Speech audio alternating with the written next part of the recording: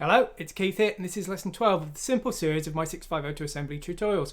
In this series, we're going to be converting the smiley face example we created before in the bitmap episode, and we're going to be adding some joystick control and moving that little smiley around the screen.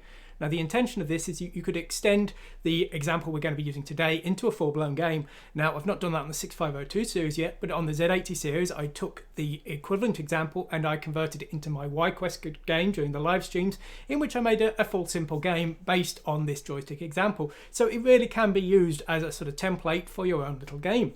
Anyway, let's go over today's code and let's see it in action. Okay, so I'm just going to fire this up on my VIC-20 emulator. Where is it? Okay, and here we go. Here we have our smiley face, which looks pretty much the same as before. But now if I find the right controls, just need to enable my joystick here. If I go to joystick settings and select my fake joypad here, I've got a fake Famicom pad, and there we go. Our smiley can now move around the screen, and if I go to the top, bottom, left or right of the screen, no matter how long I press for, I'm not going off the screen. So we've got some boundary checking there just to, make it a viable starting point for a game. So as I say, just a very simple example here, but a valid starting point for a real game. I'm not going to go over the code that's not changed since the last time, so if you didn't see the basic bitmap drawing example, please go and watch that after this episode, but I'll go over the new code and the bits that have changed significantly.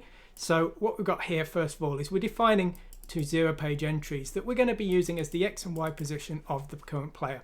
We've then got a backup for the last position, and we use this when the player tries to go off the screen so we can bounce them back to the last valid position.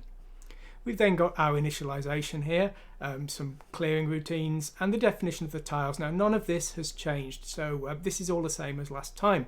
We do, however, have some changes to the bitmap routine. We had our draw sprite routine before. It's now been modified, and there's two versions.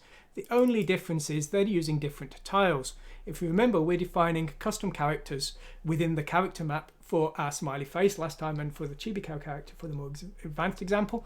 We're doing the same again, but this time we're defining a smiley face just there, and our second character is a blank sprite, so 8 0 bytes.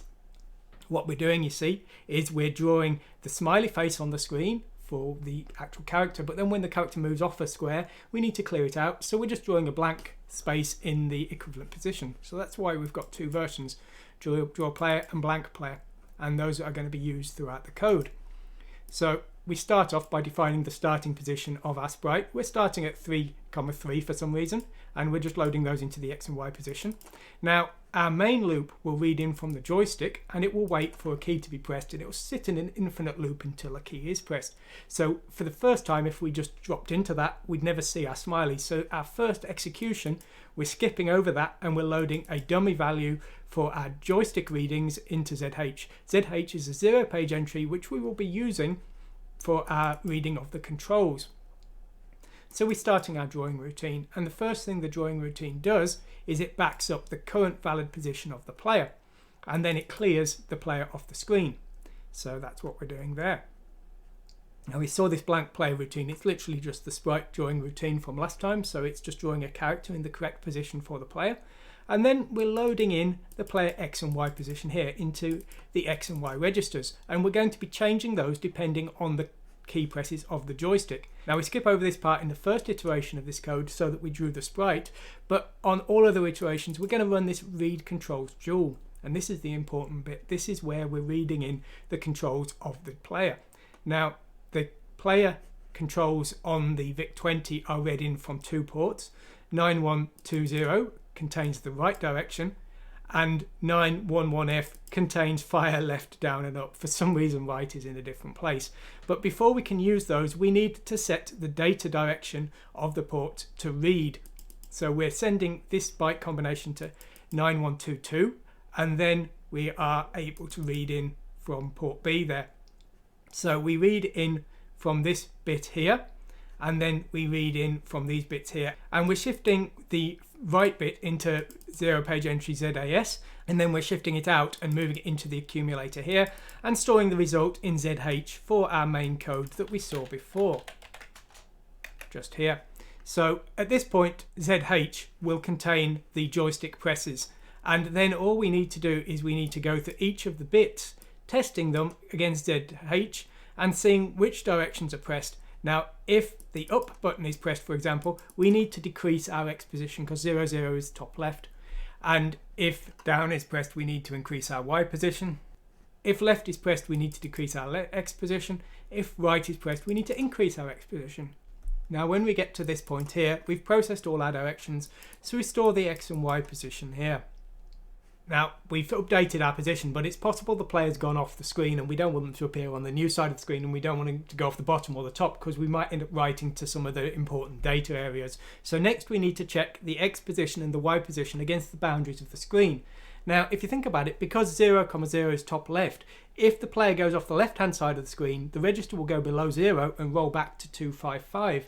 So because of this, we only need to check the high boundaries and not the low boundaries. So that's what we're doing here. Now, if either boundary has gone over the limit, we're jumping to this player reset routine, which used the backup version of the registers that we stored up here to restore the correct positions of the player. So the player will be, if necessary, moved back to a valid position.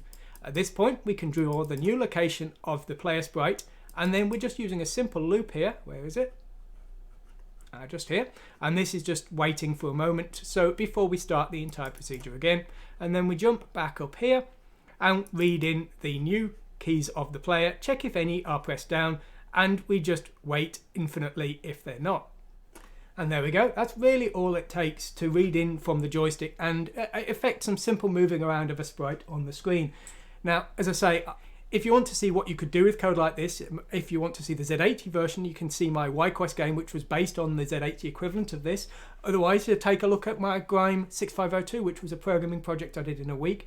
Both are sort of free and open source, and you can get today's source code as well, of course. So, you know, go ahead and download it and have a tweak and see if you can make something of it of your own. Anyway, I hope you found this interesting. If you have, please like and subscribe because it really helps with the Google Analytics. The YouTube ranks videos by how many people like them and things. So yeah, please do that. If you want to chat, I've got a Discord. I've also got a forum. So yeah, please you know, join in on those things if you like. But whatever you do, I hope you enjoy programming and the VIC-20. Thanks for watching today, and goodbye.